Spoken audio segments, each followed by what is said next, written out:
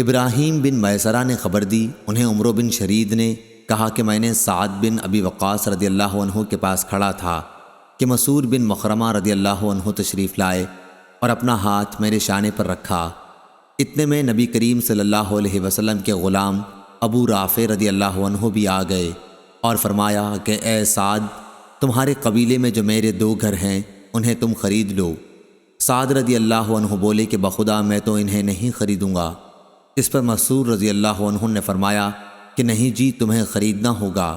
سعد رضی اللہ عنہ نے فرمایا کہ پھر میں 4000 سے زیادہ نہیں دے سکتا، اور وہ بھی قسط وار۔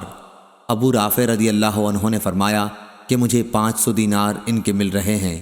اگر میں نے رسول اللہ صلی اللہ علیہ وسلم کی زبان سے یہ نہ سنا ہوتا کہ پڑوسی اپنے پڑوس کا زیادہ حقدار ہے تو میں ان گھروں کو 4000 پر تمہیں ہرگز نہ دیتا، جبکہ مجھے 500 دینار ان کے مل رہے ہیں۔